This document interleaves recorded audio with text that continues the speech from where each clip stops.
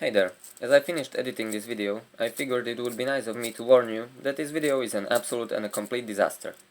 Not the video itself, but the work I did. As I designed the alpha version of the puller, I had a good feeling about it, but when I printed it and started the assembly, I immediately knew there was going to be a problem. And there was. And there was another one, and another one. Then I realized that the puller was pure garbage, and I will design the Bravo version later. This video is just a time-lapse of me building it, and later on there's me talking about what I did wrong and how will the Bravo design be different. Well, enjoy I guess.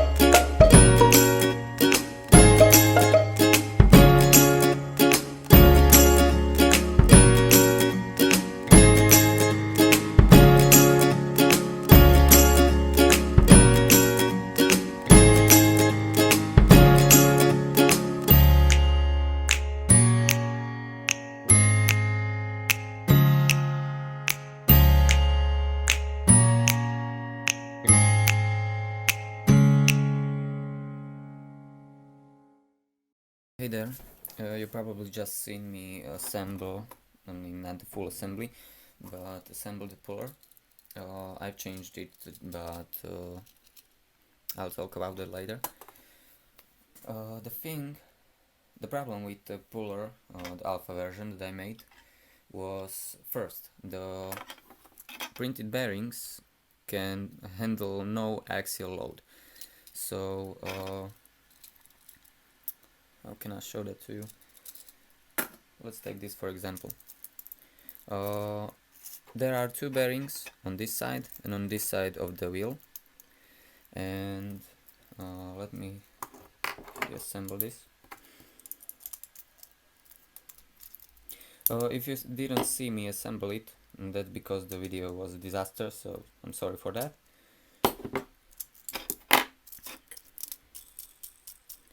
Let's take out the bearing. There you can see I put an M5 nut in there, because if I didn't, these two nuts on the sides, as you want it tight, as you want this bearing tight, you had to screw them tightly, of course, like that.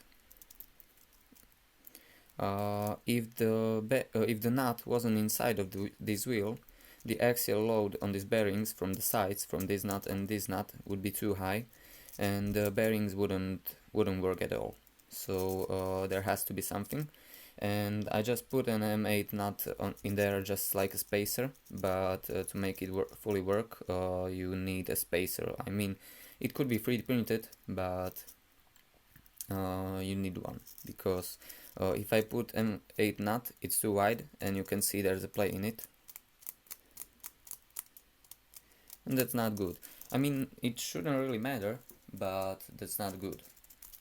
Another thing that I found out, which I didn't know before, and that's sad that I didn't know it before, and that's that the 3D printer doesn't print perfect shapes, at least not perfect circles.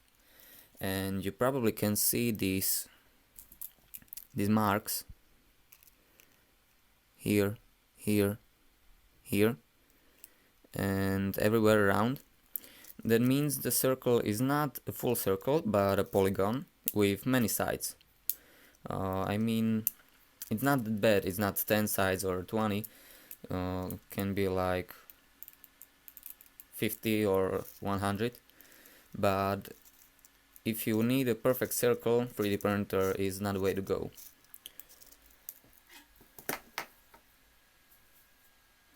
Another thing that was a problem is that the puller would look just like this, and this was just my human error.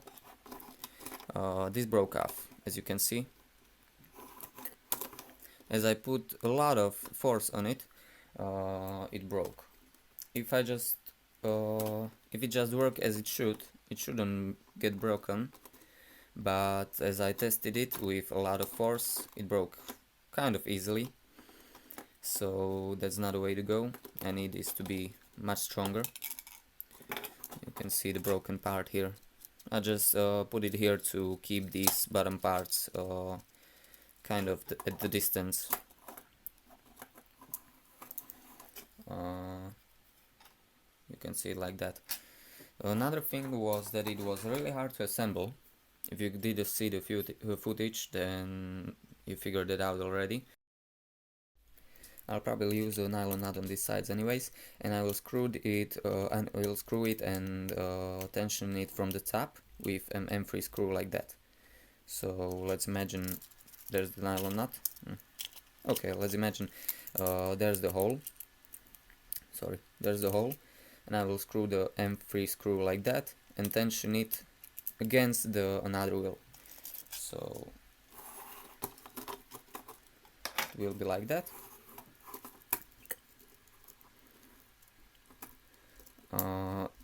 First it will have some play in it, so it can slide up and down, but I will tension it with M3 screw from the top, on both sides of course, and this will tension the filament between the wheels.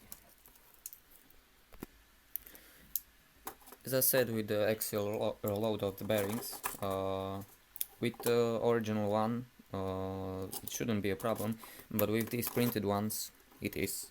And as I wanted to tension the M8 threaded rod and the wheels as well, I put a nut on both sides, so it could be tensioned, which pulled the bearings together and which put axial load on these bearings, which I'm not gonna do anymore. I could solve it by printing a bigger hole for it, so instead of just bearing being tightened by one nut on one side, it could be tightened by, on both sides, so there would be no axial load, just radial one. But I think I'm not gonna do that. My plan is to just do it like that. So you see the shaft coupler, one nut is in there, there's another nut holding the shaft coupler so it doesn't slip or unscrew when you turn the screw or the threaded rod in another direction. And because these bearings fit tightly in there, I mean I had to push them with pliers, there's no need for another nut there. The wheel with the shaft coupler will be held in place by a motor, so it doesn't slip out like that. That's the bracket I printed earlier. And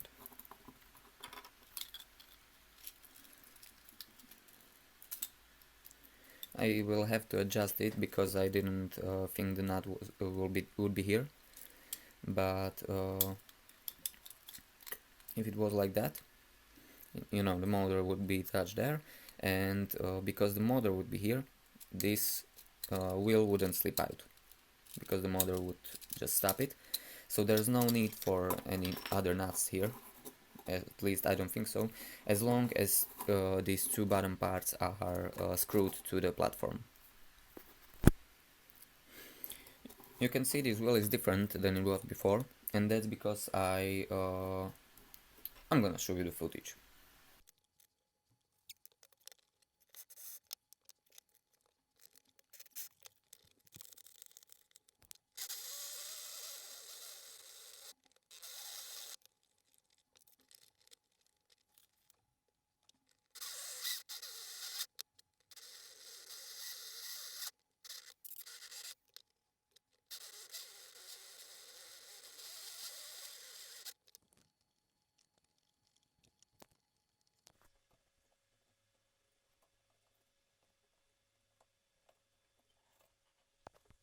So you saw me put some hot glue on the wheel by rotating the shaft.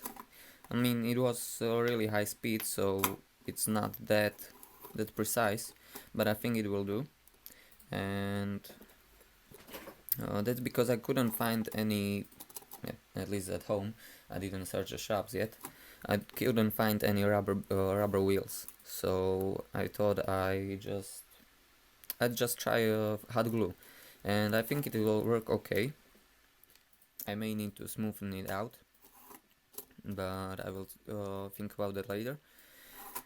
Now the thing is, I'll have to edit the top part. The bottom parts can stay the same. I'll have to lengthen the mother mount, and I was also thinking if I could use the 28 BYJ 48 motor, and if it wouldn't be better to use NEMA 17. I'm sure it would be better to use NEMA 17, but I still think that the smaller stepper motor could supply the power needed to turn the wheel, because I frankly don't think it will be that hard to spin it, to pull the filament from the extruder. So I will first try it with the smaller motor, and if it doesn't work, I'll then use the NEMA 17.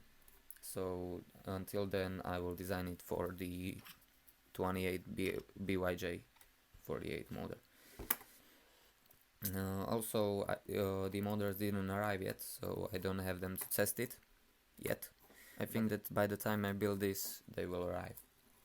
So I will let you know later. Now I'm going to just design the top part and print it, so I remove all the errors I did in the alpha version.